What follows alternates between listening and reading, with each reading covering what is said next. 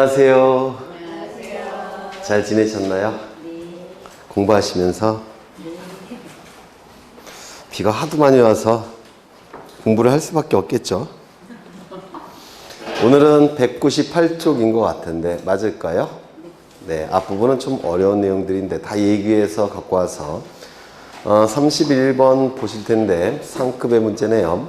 등기 신청에 관한 설명으로 틀린 것은 1번 등기 절차의 이행 또는 인수를 명하는 판결에 의한 등기는 승소한 등기 권리자 또는 등기 의무자가 단독으로 신청할 수 있다. 판결에 의한 등기 신청이죠.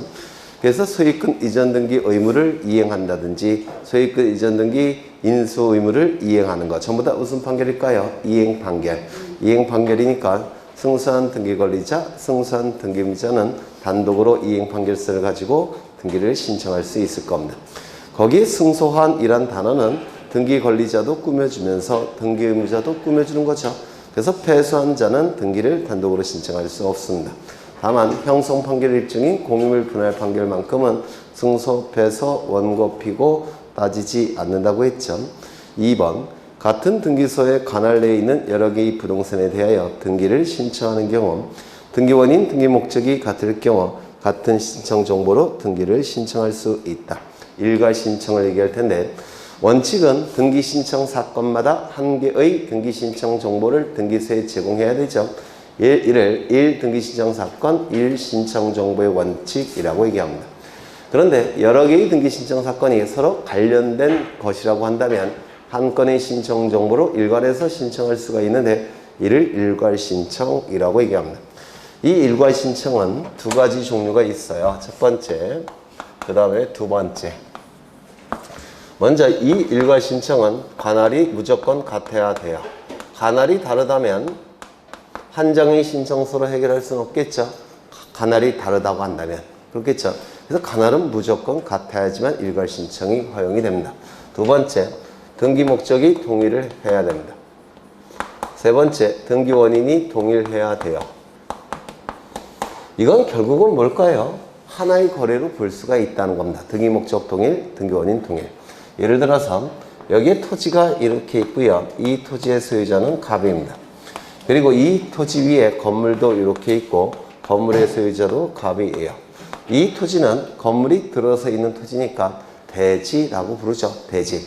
건물과 그 건물이 들어서 있는 대지는 보통 같이 거래가 이루어지죠. 같이 거래가 이루어집니다.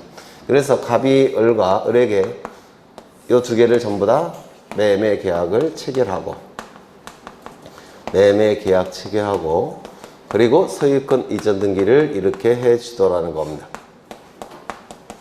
그러면 이 등기 신청 사건은 별개의 부동산이죠. 토지 등기부, 건물 등기부 따로 존재하기 때문에 별개의 등기 신청 사건이 맞아요. 그런데 같이 거래가 되는 게 일반적이다라는 겁니다. 같이 거래가 되는 게 일반적이니까 두 개의 등기 신청 사건일지라도 한 장의 신청서로 신청할 수 있게끔 만들겠다는 겁니다. 그래서 하나의 거래로 볼 수 있다면 하나로 처리할 수가 있다는 거예요. 이를 원칙적인 일괄 신청입니다. 관할이 같겠죠. 관할은 무조건 같아야 돼요. 그 다음에 등기 목적이 같습니까? 등기 목적이 같아요. 그리고 등기 원인도 같죠. 등기 원인도 같습니다. 만약에 이게 여기가 요거는 을이고 여기가 병이라고 한다면 등기 원인은 다른 거예요. 당사자가 다르니까. 그래서 당사자도 같고 법률행위도 같을 때 이를 등기 원인이 같다 이렇게 얘기를 합니다. 여기 이전부터 있던 일괄 신청입니다. 그런데 법이 개정이 되면서 하나가 더 추가가 됐어요. 무조건 관할은 같아야 됩니다. 관할이 같을 때 대법원 규칙이 정하는 경우 대법원 규칙에서 뭘 정해놓고 있느냐면 세 가지를 규정을 두고 있는데요. 서로 관련이 있는 등기신청 사건을 대법원 규칙에서 규정을 두고 있습니다. 서로 관련이 있는 등기신청 사건. 그래서 대법원 규칙에서 서로 관련이 있는 등기신청 사건으로 규정이 되어 있는 것은 한 건의 신청 정보를 신청할 수가 있다는 겁니다. 이 중에서 이 첫 번째는 대단히 중요합니다. 꼭 기억해 두셔야 되고요. 두 번째, 세 번째는 너무 어려워서 여지까지는 출제된 적은 없지만 요즘 출제가 가끔 어려운 문제로 출제되는 경향이 있으니까 이것도 기억해 두셔야 될 겁니다. 먼저 이걸 보시면 여기에 7억짜리 부동산이 있습니다. 소유자는 갑이에요. 갑이 은행으로부터 돈을 빌리고자 합니다. 얼마를 빌리고자 하냐면 10억 원을 빌리고자 합니다. 그냥 빌려주진 않겠죠. 담보를 요구할 겁니다. 그래서 이렇게 담보로서 저당권을 설정해 준다면 요 은행은 돈을 빌려줄까요? 안 빌려줄까요? 안 빌려줘요. 왜? 담보가 부족하니까. 그렇겠죠. 그래서 친구한테 부탁을 합니다. 친구한테 이렇게 부탁을 해요. 친구는 3억짜리 토지를 가지고 있더라는 겁니다. 그래서 이렇게 저당권을 설정해 주는 경우가 있습니다. 그러면 7억짜리 토지 등기부에는 10억의 채권으로 등기가 되겠죠. 저당권 등기가. 그리고 3억짜리 토지 등기부에도 10억으로 등기가 될 테고 저당권 등기가. 이게 뭐죠? 공동저당. 그렇죠. 동일한 채권을 담보하기 위해서 수개의 부동산에 설정된 저당권을 공동저당이라고 불러요. 요게 채권액이 같은 금액이 기록이 됐을 때 이를 공동저당이라고 부릅니다. 다른 채권액이 기록이 되면 일반 저당권이 두 개가 있는 거예요. 채권액이 반드시 같아야지만 공동저당이 됩니다. 그러면 이거는 이 두 개의 저당권 설정 행위는 요것과 관련된 두 개의 설정 행위죠. 맞아요. 그래서 이 거래는 이 10억 채권과 관련된 것이라서 하나의 등기로 하나의 신청 정보로 신청할 수가 있다는 겁니다. 한 건의 신청 정보로. 그래서 이를 공동저당에서 얘기하는 겁니다. 그런데 만약에 여기가 병소유가 아니라고 한다면, 병소유가 아니라 갑소유라고 한다면 이것도 공동저당이겠죠. 소유자가 같을 때. 그렇죠. 근데 이 소유자가 같다면 이게 적용될 필요가 없어요. 이게 적용이 되면 됩니다. 소유자가 같다면. 그렇겠죠. 관할이 같고, 그 다음에 등기 목적이 같고, 그 다음에 소유자도 이렇게 같다고 한다면 등기 원인도 같은 겁니다. 따라서 이게 적용될 여지가 없고 요게 적용이 돼요. 그런데 소유자가 다를 때 그때 요게 적용이 되는 겁니다. 이거 이해가 되실까요? 그렇죠. 그래서 이걸 말로 전환시킬 수 있으셔야 되는데 동일한 채권을 담보하기 위하여 소유자가 다른 수개의 부동산에 대해서 저당권 설정 등기를 신청할 때는 한 건의 신청 정보로 등기를 신청할 수 있다는 겁니다. 일괄적으로. 되셨을까요? 이건 대단히 중요합니다. 꼭 기억해 두셔야 됩니다. 두 번째를 보시면 여기에 이러한 부동산이 있고 소유자는 갑입니다. 소유자는 갑인데요. 갑은 을로부터 돈을 빌립니다. 얼마를 빌렸느냐면 10억 원을 빌립니다. 그냥 안 빌려줄 테니까 담보를 요구하겠죠. 그래서 저당권을 설정하게 될 겁니다. 을은 10억의 채권과 저당권 설정 등기를 하고 저당권을 취득하게 될 겁니다. 이때 요 피담보 채권이 변제되지 않는다면 저당권자는 저당권을 실행하겠죠. 저당권을 실행하는 첫 번째 절차는 법원에 경매를 청구하는 겁니다. 법원에 경매를 청구하게 되면 법원에서는 경매 절차를 개시하겠다라고 결정을 내립니다. 물론 이 경매는 저당권이니까 임의경매를 얘기하는 겁니다. 임의경매 개시 결정을 하고 그리고 등기를 촉탁합니다. 어디에? 등기소에. 등기소에 등기를 촉탁을 합니다. 촉탁이 이루어지면 등기소는 등기를 실행해 줄 겁니다. 그럼 이 등기는 압류 등기와 같은 효력이 나타나요. 압류 등기와 같은 효력이 나타나니까 경매 개시 결정 등기도 처분 제한의 등기다 이렇게 얘기를 합니다. 그리고 경매 개시 결정 등기가 이루어지면 매각 절차가 진행이 됩니다. 경매 절차를 얘기하는 것이죠. 매각 절차가 진행이 됩니다. 그럼 이 매수인이 소유권을 취득하는 시점은 어느 시점이죠? 매각 대금을 다 낸 시점에 소유권을 취득하게 될 겁니다. 그럼 이 매각 대금으로부터 자신의 피담보 채권에 대해서 순위에 맞춰서 배당을 받아갈 거예요. 이를 우선 변제받는다 이렇게 얘기하죠. 이때 요 병명의로의 소유권 이전 등기는 누가 해줘야 될까요? 매각 절차를 주관하는 국가기관이 하는 겁니다. 즉 법원의 촉탁에 의해서 이루어지게 돼요. 이때 요 병이 소유권을 취득할 때 그리고 소유권 이전 등기할 때 요 등기는 내버려 둬야 될까요? 말소시켜야 될까요? 말소시켜야 되겠죠. 왜요? 병이 인수하지 않으니까 배당을 받아갔으니까. 이 말소 등기는 누가 해줘야 될까요? 매각 절차의 일부분이기 때문에 법원의 촉탁에 의해서 이루어지는 겁니다. 이것도 법원이 촉탁하는 거예요. 또한 이 경매개시 결정 등기는 더 이상 필요합니까? 필요 없습니까? 필요 없죠. 이것도 말소 등기를 해서 병에게 넘겨야 될 겁니다. 이것도 매각 절차의 한 부분이니까 법원의 촉탁에 의해서 이루어지게 돼요.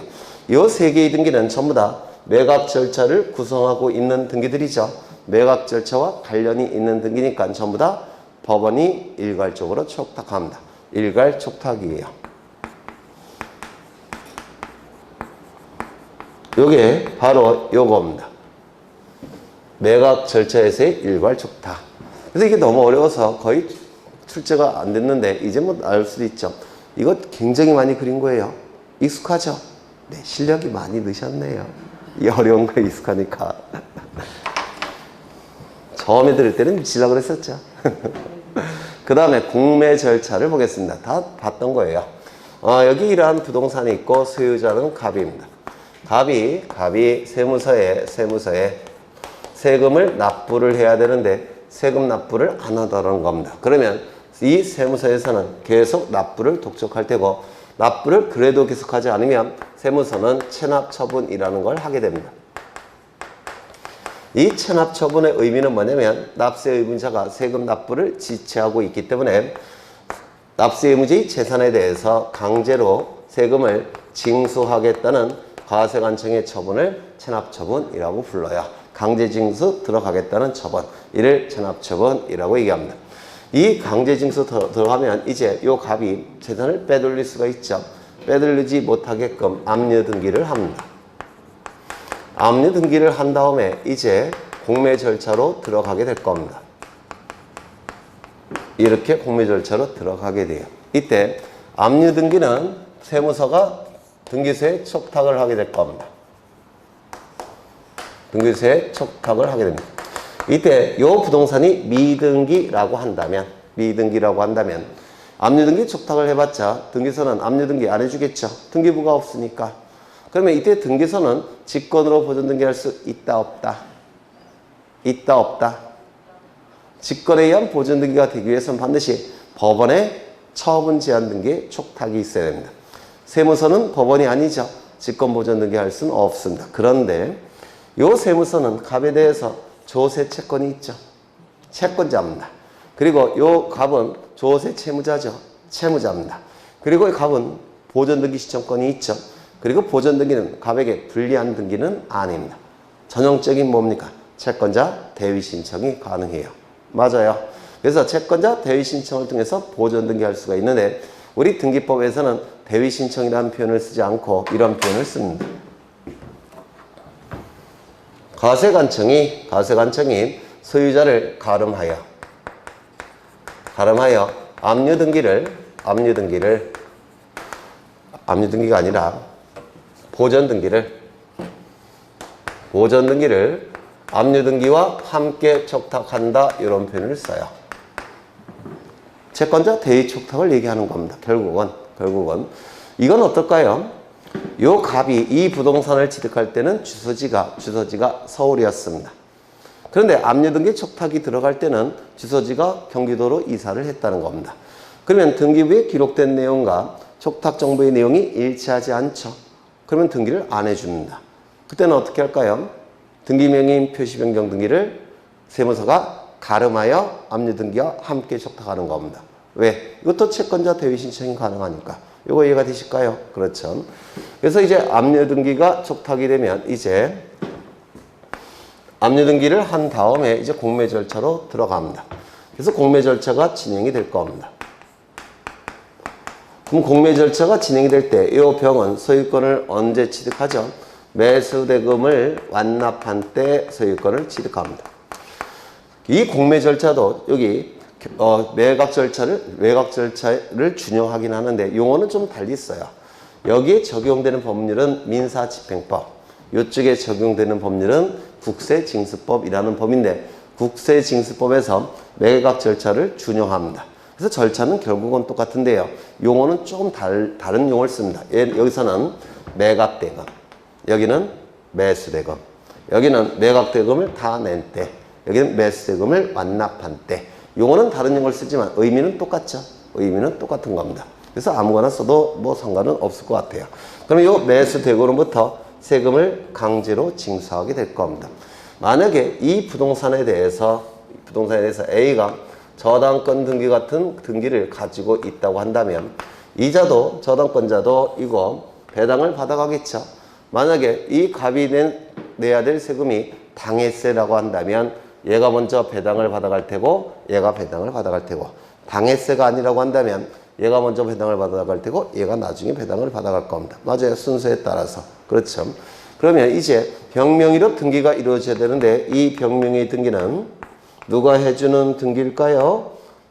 공매 절차의 한 부분이니까 당연히 공매 절차를 주관하는 국가기관인 과세관청 세무서가 해줘야 됩니다. 맞아요. 그리고 배당을 받아갈 테니까 이 A명의 등기는 어떻게 돼야 될까요? 말소가 돼야 될 겁니다. 이거 누가 해줄까요? 공매 절차를 주관하는 요 과세관청이 해야 될 겁니다. 요거는 어떨까요? 내버려 둘까요? 없애야 될까요? 없애야 되겠죠. 이거 누가 해줘야 될까요? 공매 절차를 주관하는 과세관청이 해야 될 겁니다.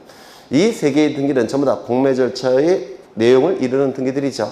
따라서 공매 절차와 서로 관련되어 있기 때문에 전부 다 요 세무서 과세관청이 일괄적으로 촉탁을 하게 될 겁니다. 일괄 촉탁이 이루어지게 돼요. 이게 세 번째 일괄 신청입니다. 그래서 첫 번째는 공동저당, 두 번째는 매각 절차, 세 번째는 공매 절차. 이것도 여러 번 그린 건데 익숙하죠? 안 익숙한 거 보네요. 이거는. 그러면 지문을 보시면 이번에 같은 등기소 관할 내에 있는 여러 개의 부동산에 대하여 등기를 신청하는 경우 등기원인, 등기 목적 같을 경우 같은 신청 정보로 등기를 신청할 수 있다. 요 일괄 신청을 얘기하는 게 될 겁니다. 관할 동일, 등기 목적 동일, 등기원인 동일. 3번 경락으로 인한 수익권 이전 등기. 요즘은 매각이라는 용어가 더 많이 써요. 매각으로 인한 수익권 이전 등기, 경매개시 결정 등기, 말소 등기, 매수인이 인수하지 않는 부담의 기입의 말소 등기는 집행법원이 일괄로 촉탁을 해야 된다. 매각 절차에 있어서의 일괄 촉탁을 얘기하겠죠.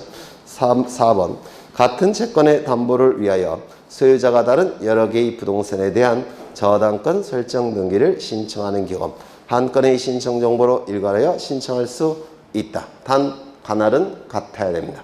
관할은 무조건 같아야 돼요. 그렇죠. 그래서 이렇게 문제를 낸 건 좀 잘못 낸 문제예요. 관할이 같다는 걸 표시를 해줘야 됩니다. 관할이 다르면 신청서가 한 장 갖고는 안 돼요. 그렇죠. 신청서를 등기소에서 보관을 해야 되는데 이쪽에 주면 이쪽으로 돌리느냐. 그럴 수 없어요. 그래서 관할은 무조건 같아야 됩니다. 그 다음에 5번 갑소유 부동산에 관하여 갑과 을이 매매계약을 체결한 후 아직 등기 신청하지 않고 있는 동안 매도인 갑이 사망한 경우에는 상속 등기를 상력하고 갑의 상속인이 등기임자가 되어 그 등기를 신청할 수 있다. 뭐죠? 포괄 승계인에 의한 등기 신청, 상속인에 의한 등기 신청이죠. 일종의 중간 생략 등기로서 우리 등기법에서 허용하고 있는 중간 생략 등기라고 얘기를 했습니다. 32번을 보시면 등기원인 증명정보의 거민에 관한 설명으로 옳은 것은 거민에 관한 문제인데요.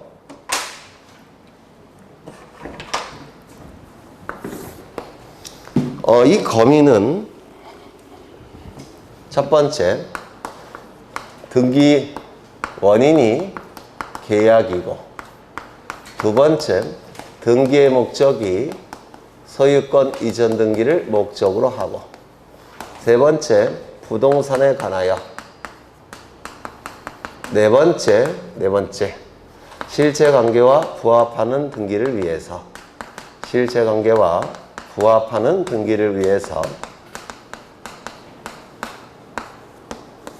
등기원인 증명정보에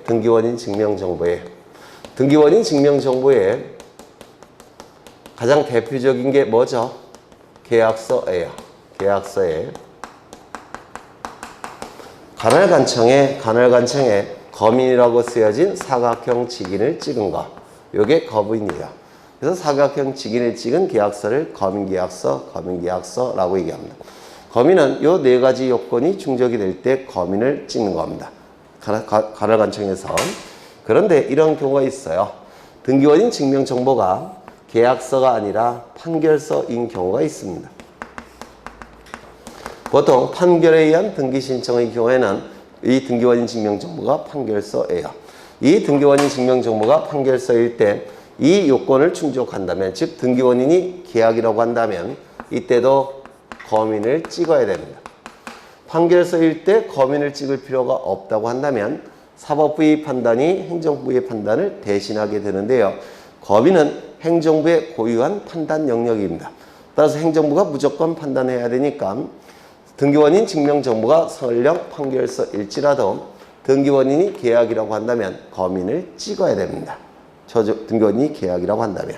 이때 거민을 찍을지 여부는 형식적 요건의 구비 여부만을 판단하죠.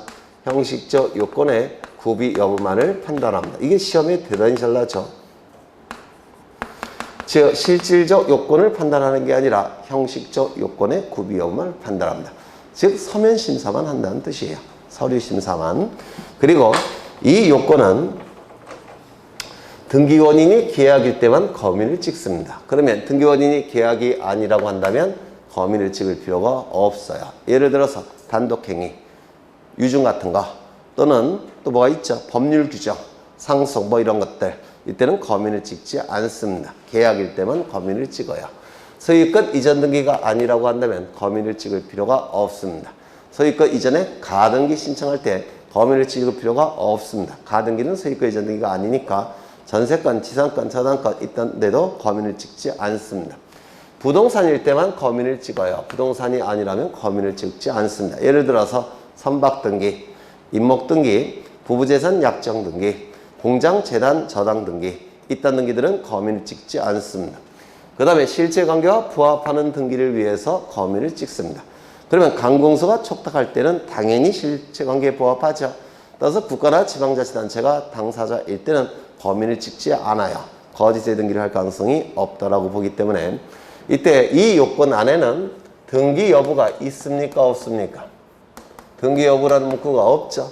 따라서 미등기 부동산일지라도 이 요건을 충족한다면 거민을 찍어야 됩니다. 또한 건물의 준공 여부도 여기에 없죠. 준공 여부도 요건이 아닙니다. 따라서 건물이 완성되지 않은 건물이라고 하더라도 이 요건을 충족한다면 거민을 찍어야 됩니다. 또한 토지거래 허가권자와 거민권자가 일치를 해요. 따라서 토지거래 허가서, 허가정보, 이게 등기소에 첨부가 될 때는 거민을 찍을 필요가 없습니다. 또한 부동산 거래계약, 신고필증, 정부의 발급권자와 거민권자가 일치합니다. 따라서 부동산 거래계약 신고필증 정보가 교부가 됐을 때는 거민을 따로 받지 않습니다. 이런 것들이 출제가 되는 것들이죠. 그리고 그러면 32번을 보시는데 등기원인 증명정보의 거민에 관한 설명으로 옳은 것은 1번 신탁 해지 약정서를 등기원인 증명정보로 첨부하여 소유권 이전 등기를 신청하는 경우에는 거민을 받을 필요가 없느냐. 먼저 약정서라는 표현이 있으니까 등기원인은 뭐죠? 약정계약. 맞죠? 그 다음에 소유권 이전 등기를 신청한다고 되어 있죠. 등기 목적은 소유권 이전 등기예요. 소유권 이전 등기니까 부동산이겠네요. 따라서 이때 실체관계 부합을 위해서 약정서에 뭘 찍어야 될까요? 거민을 찍어야 됩니다. 여기에 국가나 지방자치단체라는 단어가 나온다면 찍을 필요가 없겠죠. 안 나왔으니까 찍어야 될 겁니다. 2번 공유물 분할하는 경우 등기원인 증명정보의 거민을 받아 첨부정보로서 등기소에 제공하여야 한다. 여기서 공유물 분할은 분할 판결만 여러분이 기억하시면 안 돼요. 민법에 의하면 공유물 분할 판결은 언제 이루어지는 겁니까? 협의가 없을 때. 맞아요. 따라서 이 공유물 분할은 원칙은 협의예요. 협의. 공유물 분할 협의. 이게 원칙입니다. 이 판결이라는 문구가 없죠. 그러면 공유물 분할 협의는 일종의 뭡니까? 계약. 계약입니다. 공유물 분할 협의도 일종의 계약이에요. 따라서 등기원이 계약이고 그 다음에 등기의 목적은 뭘까요? 공유물 분할의 경우 지분 이전 등기를 신청하는 것이죠. 지분 이전 등기도 소유권 이전 등기의 일종이죠. 단지 쪼개졌을 뿐이지. 따라서 등기 원인이 계약이고, 그리고 등기 목적이 소유권 이전 등기입니다. 따라서 부동산이고 실체관계에 부합하는 등기를 위해서 뭘 첨부해야 될까요? 거민계약서를 첨부해야 됩니다. 좀 어렵죠? 예, 이런 것 민법이 상당히 지식이 있어야지 이걸 추론할 수 있을 텐데. 3번 등기원인 증명정보가 집행력 있는 판결서 또는 판결과 같은 효력이 있는 조서의 경우에는 거민을 받을 필요가 없다. 아니죠. 거민을 찍을지 여부는 행정부의 고유한 판단 영역이에요. 따라서 등기원인이 계약이라고 한다면 설령 등기원인 증명정보가 판결서일지라도 거민을 찍어서 제출해야 된다. 판결서에. 4번 매매계약 해지로 인한 소유권 이전 등기 말소 등기 신청 시 거민을 받아야 되느냐. 해제라는 표현이 있으니까 이건 단독행위죠. 계약이 아니에요. 또한 소유권 이전 등기 말소 등기라고 되어 있죠. 소유권 이전 등기가 아니죠. 말소 등기니까 거민을 받을 필요가 없습니다. 5번에 토지거래 허가구역 내에서 동일 지번상의 토지 및 건물에 대하여 일괄 소유권 이전 등기를 신청할 경우 건물에 대해서 별도로 거민을 받아야 된다. 등기 예규의 내용인데요. 여기 토지가 있고 토지 소유자는 갑입니다. 그리고 건물도 있고 건물 소유자도 갑이에요. 이때 이 토지는 토지거래 허가구역 내의 토지입니다. 토지거래 허가구역 내의 토지. 이때 갑은 토지와 건물에 대해서 을에게 매매계약을 체결을 하더라는 겁니다. 그리고 소유권 이전 등기까지 이루어지면 갑이 가진 소유권은 을의 소유권으로 바뀌게 될 겁니다. 그러면 이때 여기 토지에 대해서는 토지거래 허가를 받아야 되겠죠. 토지거래 허가 언제 받아요? 거래가 유상일 때. 두 번째, 등기원인이 계약이거나 또는 예약일 때. 예약을 포함시키는 이유는 가등기를 포함시키기 위해서. 세 번째, 소유권에 관한 등기이거나 또는 지상권에 관한 등기를 신청할 때. 이때 가등기가 포함이 된다고 합니다. 이때 토지거래 허가를 받는 것이죠. 그러면 이 토지에 대해서는 토지거래 허가를 받으니까 별도로 거민을 받을 필요가 있습니까? 없습니까? 허가를 받았다면 거민을 받을 필요가 없죠. 그런데 어디까지나 이거는 토지거래 허가고 요거는 건물이죠. 맞아요. 이거는 토지거래 허가와는 관련이 없죠. 그러면 요거는 거민을 받아야 되느냐? 요거는 거민을 받아야 되느냐? 요게 문제가 된 사안이에요. 토지는 토지거래 허가를 받았으니까 별도로 거민을 받을 필요가 없습니다. 그런데 건물은 토지가 아니니까 토지거래 허가가 나오지 않을 거예요. 그러면 거민을 받아야 되느냐? 요게 문제된 사안인데 받아야 될까요? 안 받아야 될까요? 네? 안 받아도 돼요? 건물에서 거민을 안 받아도 되느냐? 등기예규에는 어떻게 되어 있냐면 토지거래 허가를 신청하는 신청서가 있죠. 신청서 안에는 토지에 관한 내용을 기록하는 부분도 있고 건물에 관한 내용을 기록하는 부분도 있습니다. 그래서 토지거래 허가 여부를 결정할 때 이 건물에 대한 거민 여부도 같이 판단한다 이렇게 얘기합니다. 건물에 대한 거민 여부도 토지와 같이 판단하기 때문에 거민계약서를 별도로 첨부하지 않습니다. 이거 이해가 되실까요? 그래서 우리 교재가 등기예규에 관한 내용이 굉장히 많아요. 우리 시험의 수준에 맞지 않게 굉장히 많은데요. 근데 이 등기예규는 좀 기억하실 필요가 있습니다. 이 등기예규만큼은 좀 기억하셔야 됩니다. 그 다음에 예규가 아니라 설례네요. 설례. 네, 설례가 맞겠네요. 그 다음에 33번은 뭐 여러분이 좀 보시고요. 등기필 정보를 지금부터 보실 건데 마지막으로 정리하는 게 될 겁니다.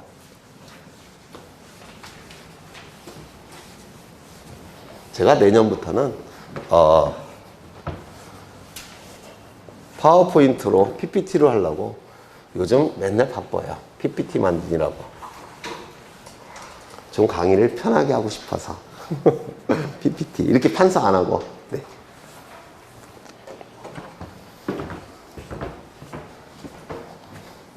예전에 다 여러 번 한 건데요. 이제 좀 기억하실 때도 된 것 같아요. 갑은 자신의 노력과 비용으로 건물을 신축하게 되면 갑은 소유권을 취득합니다.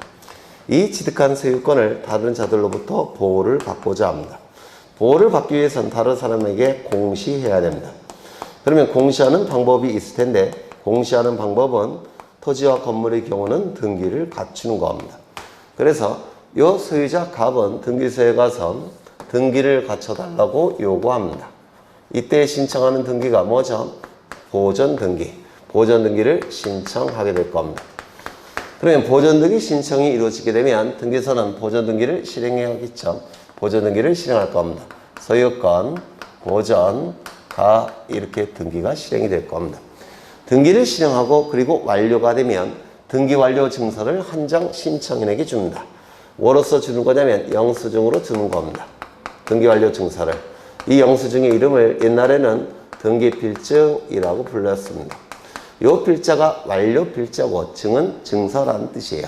그래서 영수증으로서 등기 완료 증서를 한 장 작성해서 신청인에게 교부를 합니다. 이때 이 신청인은 등기 완료 증서인 이 영수증 등기필증을 한 장 소지하게 돼요. 1년 후에 이 갑은 1년 후에 을과 매매 계약을 체결합니다. 이 안에 물권 행위가 있을 테고 등기까지 이루어지게 되면 소유권은 매도인 소유에서 매수인 소유로 변동이 될 겁니다. 이때 이 등기가 이루어지면 매도인은 소유권을 상실할 테고 따라서 등기만 놓고 형식적으로 판단한다면 불이익이 발생할 겁니다. 이러한 자를 우리 등기법에서는 등기 의무자라고 불러요. 등기가 이루어지면 매수인 을은 소유권을 취득할 테고 따라서 등기만 놓고 형식적으로 판단한다면 이익이 발생을 할 겁니다. 이러한 자를 우리 등기법에서는 등기 권리자라고 부릅니다. 이 등기 의무자 갑과 등기 권리자 을은 등기소에 가서 등기를 공동으로 신청하게 될 겁니다. 그런데 등기관은 을 명의로 등기를 하기 전에 반드시 확인해야 될 사실이 있죠. 그 사실은 이 등기를 통해서 소유 권리를 상실하여 불이익이 발생하는 등기 의무자에게 상실되는 이 권리가 있는지 여부를 반드시 확인을 해야 됩니다. 그래야지만 무권리제의 처분행위나 부동산 사기를 예방할 수가 있게 됩니다. 그래서 상실되는 이 등기 의무자에게 상실되는 권리가 있는지 여부를 반드시 확인을 한 다음에 매수인 명의로 등기를 해줘야 됩니다. 그 사실을 확인할 수 있는 것이 이 등기필증이라는 자료였어요. 이 등기필증은 딱 한 번만 작성이 되기 때문에 등기필증을 소지하고 있는 자는 권리자로 우리 대법원이 추정을 해줍니다. 그래서 등기필증 소지자는 권리자로 추정이 되는 겁니다. 판례에 의해서. 그러면 이걸 제출합니다. 제출을 하게 되면 등기관은 이 등기무자에게 권리가 있다는 사실을 확인한 것이고 확인이 됐으니까 이제 등기를 해줄 겁니다. 2번 소유권 이전을 이렇게 등기를 하게 됩니다. 그러면 등기가 완료가 됐으면 이제 등기 완료 증서를 한 장 다시 만들어서 등기명이 되는 등기권리자에게 작성해서 교부를 해줍니다. 그러면 이 을은 이렇게 등기필증을 또 한 장 가지고 있을 테고 앞으로 이 절차가 계속 반복이 이루어지게 됩니다. 그러면 이 등기필증은 등기소에서 신청인에게 만들어줄 때는 뭐로 만들어주는 겁니까? 영수증으로. 맞아요. 신청인이 받은 그 등기필증이 나중에 등기의무자로 전환이 됐을 때 등기소에 제공하는 이유는 뭐죠? 자신에게 권리가 있다는 사실을 등기관에게 확인시키기 위해서 등기소에 제공하는 거죠.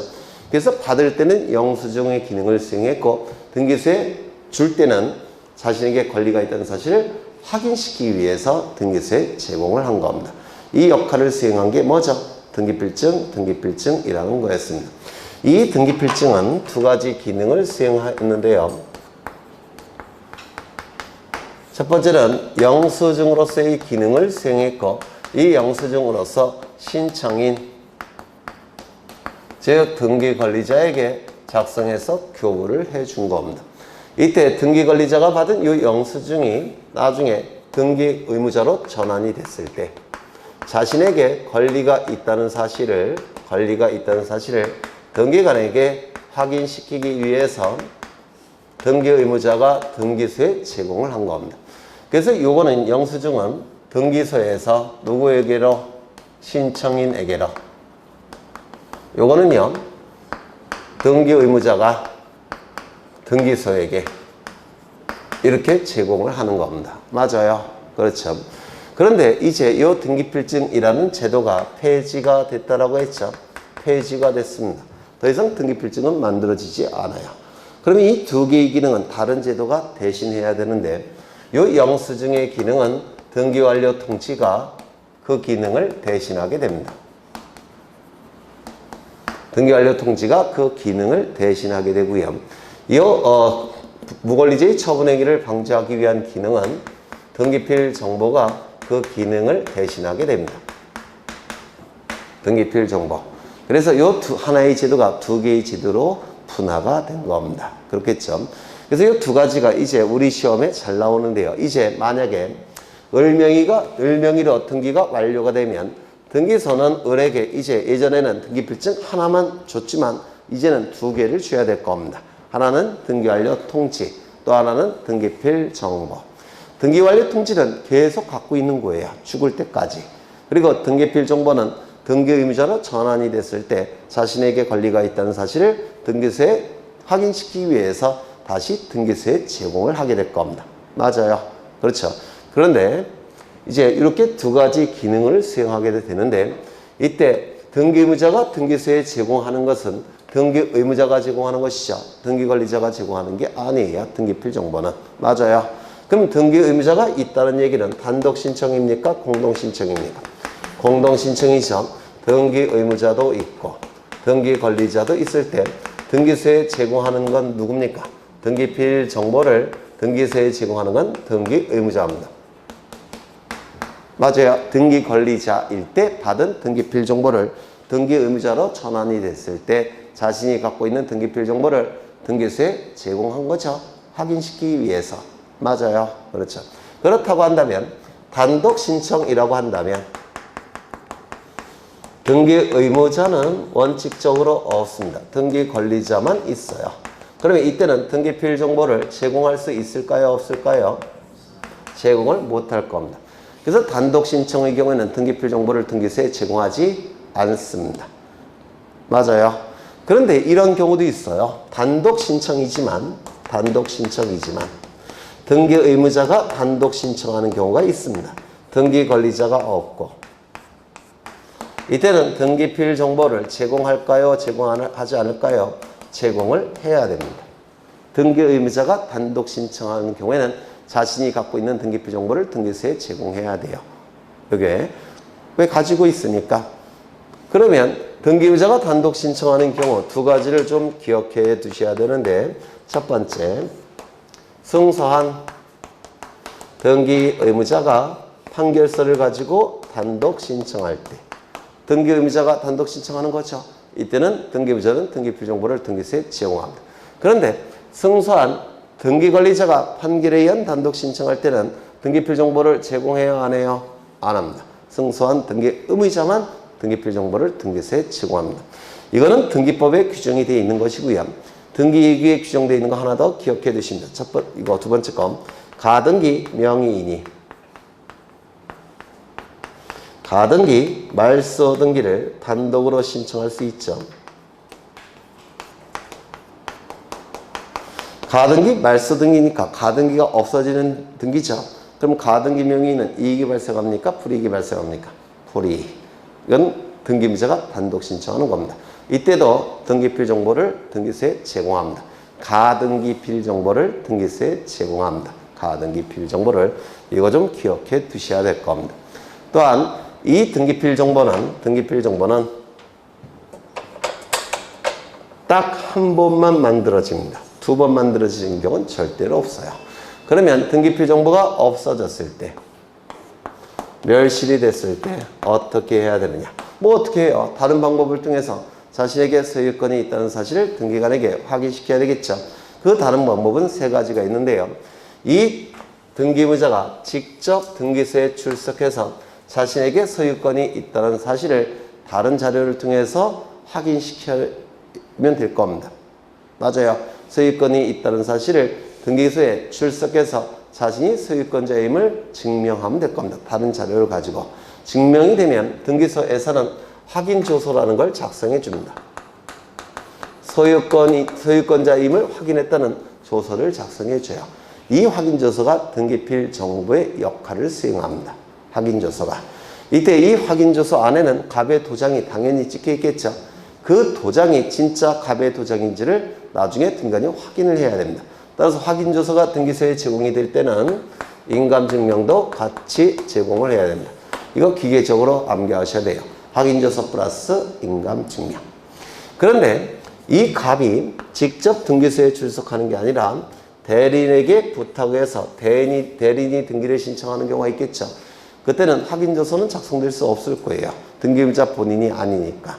맞아요.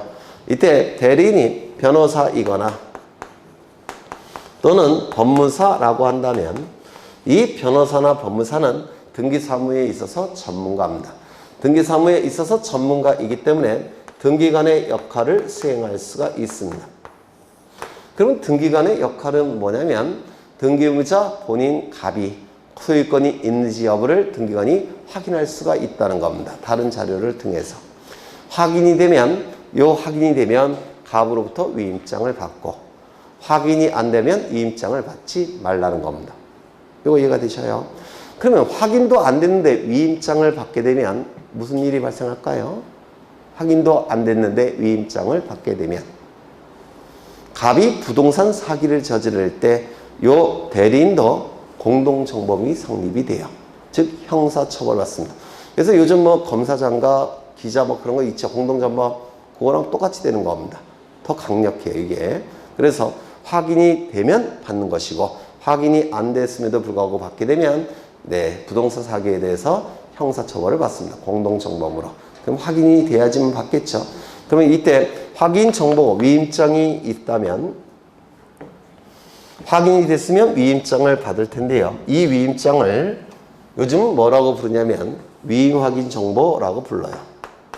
이 위임 확인 정보가 즉 위임장이 뭐의 역할을 수행할까요? 등기필 정보의 역할을 수행하는 겁니다. 위임장이. 그럼 이 위임장에는 본인의 도장이 찍혀 있을까요? 안 찍혀 있을까요? 당연히 찍혀 있겠죠. 따라서 뭐도 첨부할까요? 인감증명. 그런데 요 대리인이 만약에 대리인이 변호사도 아니고 그리고 법무사도 아닌 일반인이라고 한다면 등기관의 역할을 수행할 수는 없겠죠. 전문가가 아니니까. 따라서 이때는 다른 사람이 확인을 해줘야 됩니다. 다른 사람이 확인해 줘야 되는데 갑과 요 일반인 대리인은 등기소에 가서 등기소가 아니라 공증인 사무실로 가서 갑이 작성한 부분에 대해서 공증을 받습니다. 이 공증인이 확인한다는 뜻인데요. 공증인이 확인할 수 있는 이유는 변호사이기 때문에 그렇습니다. 등기사무에 있어 전문가예요. 우리나라에서 공증인은 변호사만 공증인이 될 수가 있습니다. 법무사도 공증인이 못 돼요. 변호사 하나만 공증인이 될 수가 있어요.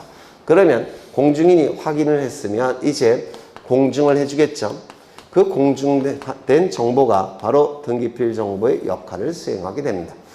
그래서 일반인이 대리인일 때는 공증정보 이걸 첨부하는 겁니다. 등기필 정보의 역할을 수행하게 돼요. 여기는 갑의 도장이 찍혀 있을까요? 안 찍혀 있을까요? 찍혀 있겠죠. 따라서 뭐도 첨부할까요? 인감증명. 그래서 이 세 가지가 기계적으로 나오셔야 돼요. 확인조서 플러스 인감증명, 위임 확인정보 플러스 인감증명, 공증정보 플러스 인감증명. 그 다음에 이 등기필 정보는 이 기능을 수행해야 되죠. 맞아요. 이 기능을 수행해야 됩니다. 그래서 이 기능을 수행할 수 있을 때만 이 등기필 정보가 작성이 돼서 등기권리자에게 교부가 되는 겁니다. 그러면 등기권리자가 등기의무자로 전환됐을 때 등기소에 제공해서 자신에게 권리가 있다는 사실을 등기관에게 확인시킬 수가 있는 겁니다. 그럼 이 기능을 수행하기 위해서는 일정한 요건을 갖춰야 되는데 그 요건은 네 가지라고 했죠. 첫 번째, 권리에 관한 등기일 때만 등기필 정보가 작성이 돼서 교부가 됩니다. 통지가 돼요. 권리에 관한 등기. 그렇다면 표제부 등기는 등기필 정보가 작성될까요? 안 될까요? 안 돼요. 왜? 권리에 관한 등기가 아니니까. 또는 이름 바뀔 때, 주민번호 바뀔 때, 주소가 바뀔 때 이루어지는 등기명인 표시 변경 등기. 권리에 관한 등기가 아니죠. 이때도 등기필 정보가 작성되지 않습니다. 권리에 관한 등기일 때만 등기필 정보가 작성이 됩니다. 두 번째 요건은 신청인이 있어야 돼요. 신청인이 없는 등기는 등기필 정보가 작성이 되지 않습니다. 신청인 중에서 등기 관리자에게 이 등기필 정보가 주어지는 거죠. 맞아요. 그럼 등기 관리자가 등기임자로 전환이 됐을 때 등기소에 제공하는 것이죠. 근데 신청인 자체가 없다고 한다면 등기필 정보가 작성될 수가 없다는 겁니다. 이거 이해가 되실까요? 그렇죠. 그러면 직권에 의한 보존 등기 또는 직권에 의한 주소 변경 등기, 이딴 등기들은 등기필 정보가 작성이 될까요? 안 될까요? 안 됩니다. 등기필 정보가 작성되지 않습니다. 신청인이 없는 등기니까. 세 번째는 등기부에 새로운 등기 명의인이 기록이 돼야 됩니다. 이 새로운 등기 명의는 등기 관리자를 얘기하는 겁니다. 등기 관리자에게 이 등기필 정보가 통지되겠죠. 그럼 등기 관리자는 등기무자로 전환됐을 때 등기소에 제공하는 거죠. 따라서 새로운 등기 명의인이 등기부에 기록이 될 때만 등기필 정보가 작성이 되는 겁니다. 그러면 새로운 등기 명의인이 기록되지 않는 등기가 있느냐? 예를 들어서 말소 등기. 말소 등기는 등기부에 새로운 등기 명의인이 기록됩니까? 안 됩니까? 말소 등기. 돼요? 안 돼요? 안 되죠. 등기필 정보는 작성되지 않습니다. 또는 채권액이 증감해서 저당권 변경 등기를 합니다. 그럼 채권액만 고치죠. 따라서 새로운 등기 명의인이 기록되지 않죠. 따라서 저당권 변경 등기 또는 전세권 변경 등기, 이러한 등기들은 금액만 바꾸는 등기이기 때문에 등기필 정보가 작성되지 않습니다. 반드시 등기부에 등기 명의인이 나와야 돼요. 그리고 네 번째 요건은 뭐죠? 신청인과 새로운 등기 명의인이 같은 사람일까? 이게 네 번째 요건이에요. 이때는 등기필 정보가 작성이 돼서 통지가 이루어집니다. 누구에게? 요 새로운 등기 명의인에게. 그러면 이 등기 명의는 나중에 등기의무자로 전환됐을 때 등기소에 자신의 권리가 있음을 확인시키기 위해서 등기소에 제공하게 될 겁니다. 이때 시험에 잘 나오는 게 이거죠. 다른 사람일 때는 등기필 정보가 작성되지 않는다는 거. 다른 사람일 때는. 그러면 다른 사람일 때 뭐가 있느냐면 첫 번째, 승소한 등기 의무자가 판결서를 가지고 등기를 단독으로 신청할 때, 이때 등기 신청인은 누구죠? 이게 아니네. 얘죠. 등기부에 기록되는 자는 누구죠? 등기 관리자. 같은 사람입니까? 다른 사람입니까? 다른 사람이에요. 등기필 정보는 작성되지 않습니다. 다른 사람이니까. 두 번째, 채권자 대위 신청.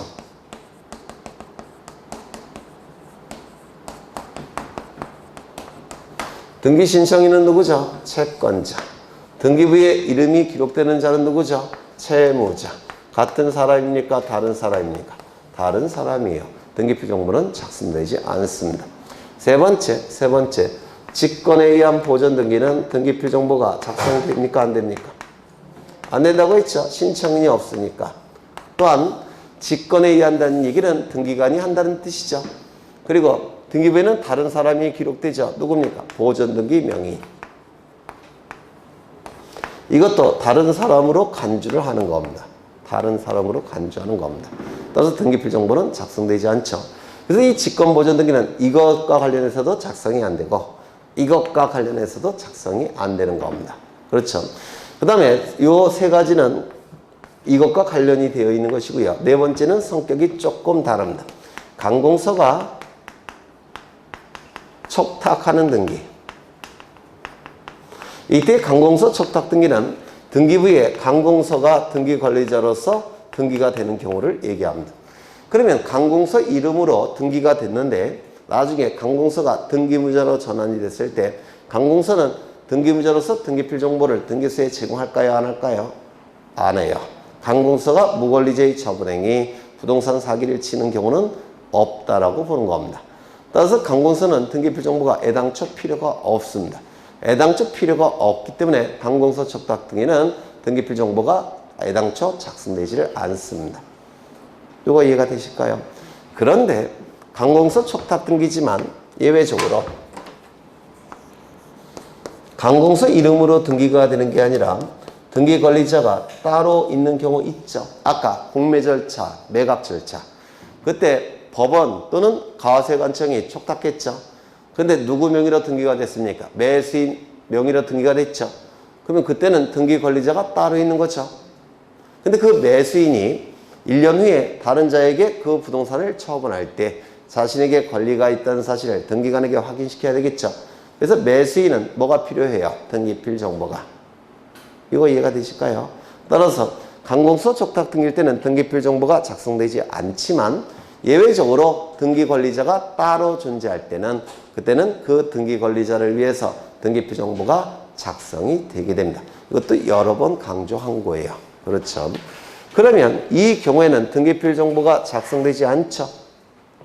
그럼 등기필 정보가 작성되지 않으니까 다른 방법을 통해서 알려줘야 되겠죠. 너의 이름으로 등기가 됐다. 알고 있어라. 이렇게 알려줘야 되겠죠. 그 알려주는 방법이 뭐죠? 등기필 정보는 이때는 작성되지 않는다고 했습니다. 대신 등기 완료 통지를 해주는 겁니다.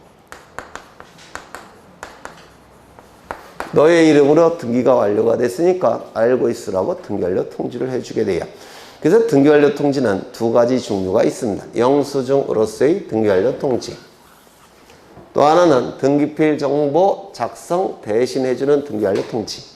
등기필 정보 대신해주는 등기 완료 통지. 두 가지가 있어요. 그러면 여기서 승소한 등기 의무자가 등기 신청했고 채권자가 등기 신청했네요. 맞아요. 그렇다면 얘네들은 영수증은 받는 겁니다. 맞죠? 신청인이니까. 그렇죠. 그런데 얘는 이 등기 완료 통지 받죠? 맞아요. 그래서 승소한 등기 의무자의 단독 신청에 의한 경우에는 등기 의무자도 등기 완료 통지, 등기 권리자도 등기 완료 통지, 채권자 대위 신청의 경우에도 채권자도 등기 완료 통지, 채무자도 등기 완료 통지를 받게 됩니다. 이거 이해가 되실까요? 그렇죠. 그래서 이게 좀 등기필 정보가 이제는 너무 어려워서 출제를 잘 안 하다가 최근에는 계속 출제하고 있죠. 이 정도 보시면 되지 않을까 싶어요. 그러면 문제를 좀 보시죠. 34번. 등기 의무자의 권리에 관한 등기필 정보의 제공에 관한 설명으로 틀린 것은 1번. 전세권 말소 등기나 저당권 말소 등기 시에도 등기 의무자가 등기필 정보를 제공해야 된다. 등기 의무자가 등기세 제공하는 경우를 얘기하는 겁니다. 이거를 얘기하는 거예요. 이거. 등기 의무자가 등기세 제공하는 경우. 이때는 공동 신청의 경우 등기 의무자가 등기소에 제공하는 거라고 했죠. 원칙이. 맞아요. 그러면 전세권 말소 등기나 저당권 말소 등기는 단독 신청인가요? 공동 신청인가요? 공동 신청.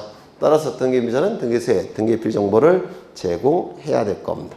맞아요. 맞죠? 2번.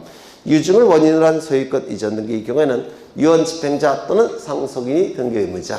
유증을 받은 자가 등기 권리자로서 공동 신청하는 등기죠.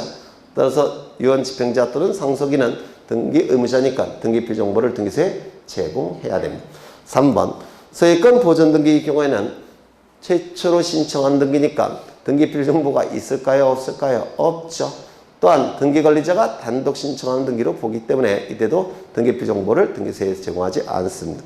상속 등기는 등기 의무자가 존재하지 않죠. 따라서 등기필 정보를 등기소에 제공하지 않을 겁니다. 맞아요. 그렇죠. 소유권 이전 가등기에 의해서 본등기를 신청할 경우 소유권에 관한 가등기필 정보를 제공하여야 하고 가등기필 정보로 등기필 정보로 가름할 수 없다. 본등기할 때 본등기의 등기 의무자는 가등기의 등기 의무자로 고정되어 있다고 했죠. 기억나셔요? 그러면 가등기 의무자가 가지고 있는 건 뭡니까? 가등기필 정보예요? 소유권 이전 등기필 정보예요? 네? 무슨 얘기냐면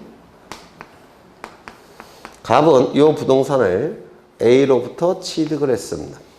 그 다음에 갑이 을에게 소유권에 관한 가등기를 해줍니다. 그 다음에 나중에 본등기를 하고자 해요. 그러면 이때 여기서 등기 의무자는 누구예요? 갑이죠. 본등기 의무자는 가등기 의무자로 고정되어 있으니까 본등기는 이렇게 신청하는 것이죠. 본등기 의무자 갑.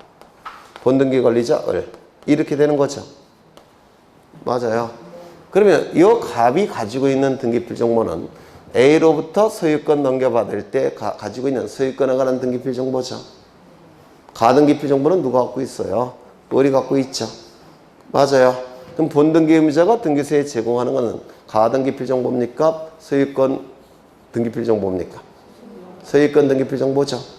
이거 이해가 되셔요. 그렇죠. 그래서 이 지문은 맞는 지문입니다. 다시 한번 보죠. 소유권 이전 가등기에 의해서 본등기를 신청할 경우 소유권에 관한 등기필 정보를 제공해야 되는 것이지 가등기필 정보로 가름할 수는 없다. 가등기필 정보는 가등기 명인이 가지고 있는 것이고 본등기 의무자가 등기필 정보를 등기소에 제공하는 거니까 소유권 등기필 정보를 등기소에 제공해야 된다는 뜻이에요. 소유권이 있다는 사실을 등기관이 확인해야 되죠.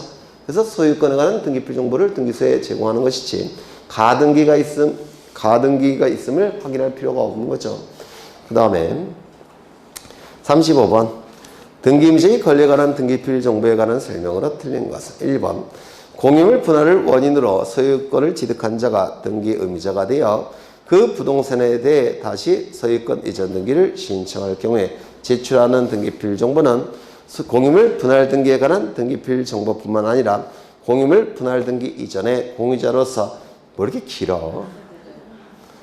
공유물 분할 등기 이전에 공유자로서 등기할 당시 등기관으로부터 교부받은 등기필 정보를 함께 제공해야 된다. 뭐 이건 이런 뜻이에요.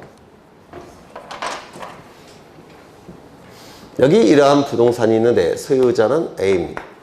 요 A가 요 부동산을 갑을 병에게 매도를 합니다. 매매 계약을 체결해요. 그리고 소유권 이전 등기를 합니다. 그리고 갑은 3분의 1, 을은 3분의 1, 병은 3분의 1 이렇게 소유권을 취득한 상태입니다. 맞아요. 이때 지금 길어서 잊어버렸네. 공유물 분할을 원인으로 소유권을 취득한 자가 등기의무자가 되어 그 부동산에 대하여 다시 소유권 이전 등기를 신청할 경우 이렇게 됐습니다. 그 다음에 이제 요 갑을병이 이 공유물을 분할했다는 겁니다. 그러면 분할 등기, 분필 등기를 신청하겠죠. 맞아요. 분필 등기를 신청하게 될 겁니다. 이 분필 등기는 지분 이전 등기를 하는 겁니다. 지분 이전 등기. 공유물 분할은 지분의 막교환이라고 했죠. 기억나셔요? 그래서 지분 이전 등기를 신청하는 겁니다. 그 다음에 이제 이렇게 분할이 됐더라는 겁니다. 이렇게 분할이 됐어요. 요거는 갑소유, 여기는 을소유, 병소유. 이때 갑이 취득한 요 부분을 갑이 A와 매매 계약을 체결합니다. 소유권 이전 등기까지 이루어지면 갑의 소유권은 A의 소유권으로 바뀌게 될 겁니다. 요 부분이. 그러면 등기소에 가서 이렇게 공동으로 신청하겠죠. 그럼 이때 갑이 소유권이 있다는 사실을 등기관이 확인해야 되겠죠. 어느 부분에 대해서? 요 부분에 대해서. 그러면 이때 요 갑이, 등기의무자인 갑이 등기소에 제공하는 등기필 정보는 두 개를 제공해야 돼요. 하나는 A로부터 취득할 때 등기필 정보 하나 받았죠. 맞아요. 그리고 분필 등기할 때, 즉 지분 이전 등기할 때 등기필 정보 하나 받겠죠. 그 두 개를 등기소에 제공해야 된다는 겁니다. 두 가지를. A로부터 넘겨받을 때 소유권을 취득했음을 증명하는 정보를 등기소에 제공해야 돼요. 그리고 분할을 통해서 이 부분에 대한 소유권이 갑으로 확정되었음을 등기소에 확인을 시켜야 됩니다. 그래서 이때는 제공해야 될 등기필 정보는 두 개이더라는 겁니다. 얼핏 이해가 되셔요? 이해 안 되셔도 괜찮아요. 네. 좀 어려워서. 그 다음에 2번. 근저당권이 이전된 후 근저당권을 말소하는 경우에는 원래의 근저당권 등기필 정보가 등기의무자의 권리에 관한 등기필 정보로 제공되어야 한다.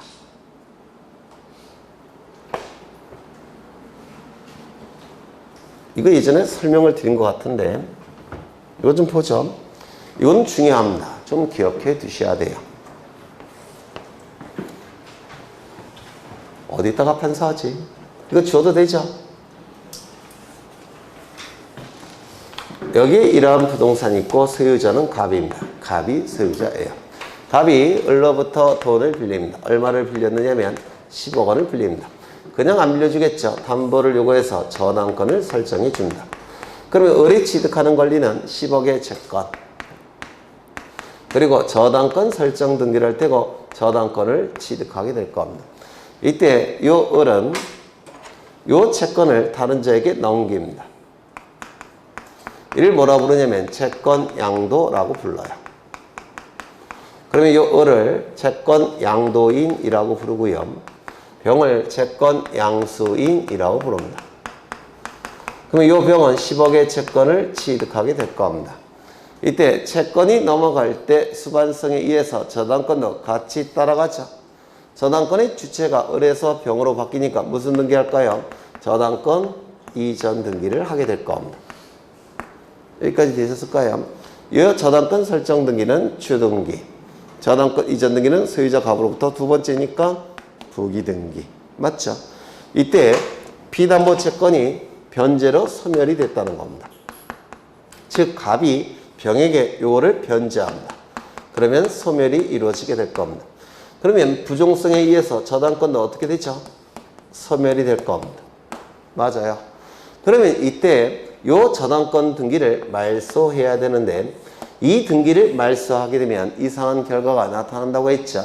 이 등기가 말소가 되면 저당권이 을로 회복이 돼버려요. 갑은 분명히 병에게 변제를 통해서 소멸시켰는데 그 변제로서 이 등기를 말소시키게 되면 을의 저당권이 되살아나버립니다. 그러면 등기부상으로는 갑은 분명히 변제했음에도 불구하고 등기부상으로는 갑은 을에게 또 변제하라고 공시가 됩니다. 맞아요. 따라서 이전 등기를 말소해서는 안 되고 무슨 등기 말소한다고 했죠? 설정 등기를 말소를 시켜야 됩니다. 설정 등기가 말소가 돼버리면 이거는 등기관이 직권으로 말소하게 돼요. 주등기가 말소가 되니까 부기등기는 존재할 수 없죠. 직권으로 말소할 수가 있습니다. 그래서 이전 등기를 말소 신청하는 게 아니라 설정 등기를 말소 신청한다고 했죠. 그러면 설정 등기 말소됨으로 인해서 등기부상 이익이 발생한 자는 누굽니까? 갑 등기 권리자. 불이익이 발생한 자는 둘이 나타납니다. 을도 불이익이 나타날 테고 병도 불이익이 나타납니다. 맞아요. 이 등기가 말소가 되면 이거 등간이 직권으로 말소하니까 손해가 발생한 자는 을, 병이에요. 그러면 이때 이 등기가 말소가 될 때 등기의무자가 누가 되느냐? 누가 된다고 했죠? 양도인은 채권과 저당권을 전부 다 병에게 넘겨놓고 이 법률 관계에서 빠져나간다고 했죠. 따라서 요 을을 등기의무자의 시도 인정할 필요가 없다고 했죠. 따라서 누가 등기의무자가 된다고 했습니까? 병이. 그래서 등기소에 가서 갑과 병이 등기소에 가서 요 설정 등기를 공동으로 말소 신청한다고 했습니다. 이 그림 정말 많이 그린 건데 이때 등기 의무자는 양도인이 아니라 양수인. 기억나셔요? 양수인. 그래서 말소 등기가 이루어지게 되면 이 등기는 등기관이 직권으로 말소하게 됩니다. 그럼 여기서 등기 의무자는 병이죠. 병이 가지고 있는 등기필 정보는 설정 등기필 정보일까요? 이전 등기필 정보일까요? 이전 등기필 정보. 따라서 병이 등기소에 제출하는 등기필 정보는 이전 등기필 정보를 제출하는 겁니다. 설정 등기 말소 신청할지라도 병이 가지고 있는 건 이전 등기필 정보죠. 이전 등기필 정보를 등기소에 제공해야 된다는 겁니다. 그게 요 지문이에요. 요게. 그래서 근저당권이 이전된 후 근저당권을 말소하는 경우에는 원래의 근저당권 등기필 정보가 이런 표현이 있죠. 네, 이건 저자가 좀 그렇게 썼는데 설정 등기필 정보를 얘기하는 겁니다. 원래의 근저당권 등기필 정보는 설정 등기필 정보를 얘기하는 겁니다. 원래의 근저당권 등기필 정보가 등기의무자의 권리에 관한 등기필 정보로 제공되는 게 아니라 이전 등기필 정보가 등기필 정보로 제공이 돼야 된다는 겁니다. 이해가 되실까요? 되셨죠? 3번 가등기에 기한 본등기 시에는 가등기 의무자의 권리에 관한 등기필 정보를 제공하는 것이지 가등기필 정보를 제공하는 것은 아니다. 가등기필 정보는 가등기 명인이 가지고 있죠. 맞아요. 그러면 의무자가 가지고 있는 등기필 정보를 제공하는 것이지 가등기권자가 가지고 있는 등기필 정보를 제공하는 게 아닙니다. 이거 뭔 말인지 이해가 되실까요? 네. 그 다음에 4번 채무자 변경으로 인한 근저당권 변경 등기 신청 시에는 등기 의무자가 소유권 취득 당시 등기소로부터 교부받은 등기필 정보만 제공하면 된다. 굉장히 어렵죠.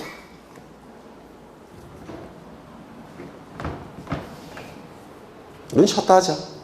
네, 쉬었다 하겠습니다.